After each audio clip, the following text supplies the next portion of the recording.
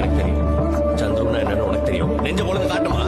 கரூர் சம்பவத்தால் விஜயிடம் அஜித் சொன்ன வார்த்தை. தமிழ் சினிமா வரலாற்றில் எம்ஜிஆர், சிவாஜிக்கு அடுத்து ரஜினி, கமல் எப்படி பல சாதனைகளை படைத்து முடிசூடா மன்னர்களாக வலம் வந்தார்களோ அதே போல தங்களுக்கு அடுத்து 30 ஆண்டுகளுக்கும் மேலாக திரையுலகை தங்கள் கையில் வைத்திருப்பவர்கள் விஜய் மற்றும் அஜித் மட்டுமே. இவர்கள் இருவரும் ஆரம்பத்தில் இருந்தே இரட்டையர்களாகவே சினிமாவில் வலம் வர தொடங்கினார்கள். திரைத்துறையில் தான் இவர்கள் போட்டியை தவிர மற்றபடி நல்ல நட்புடன் இருந்து வருகிறார்கள். அஜித் கார் பந்தயத்தில் வென்றதற்கு பத்மபூஷன் விருது வாங்கியதற்கும் விஜய் தனது வாழ்த்தை தெரிவித்திருந்தார். அதே போல விஜய் கட்சி ஆரம்பித்ததற்கு தனது வாழ்த்துக்களை அஜித் தெரிவித்தார். தற்பொழுது கரூரில் நடந்த சம்பவத்தால் மொத்த இந்தியாவுமே அதிர்ந்து போயுள்ளது. இதனை கேள்விப்பட்ட அஜித்தும் அதிர்ச்சிக்குள்ளாகியுள்ளார். இவர் கார் போட்டியில் முழு கவனமாக இருந்து வந்ததால் இந்த செய்தி தாமதமாகவே அவரிடம் சென்றுள்ளது. இதனால் மிகுந்த வருத்தமாகவும் இருந்திருக்கிறார். தற்பொழுது வெளிநாட்டில் கார் போட்டியிலும் வெற்றி பெற்று இருக்கிறார். இதனை கூட அவரது சமூக வலைதள பக்கமான அஜித் குமார் ரேசிங் பக்கத்தில் பதிவிடவில்லை. கரூர் சம்பவம் குறித்து விஜய் வெளியிட்டிருந்த அறிக்கையில்,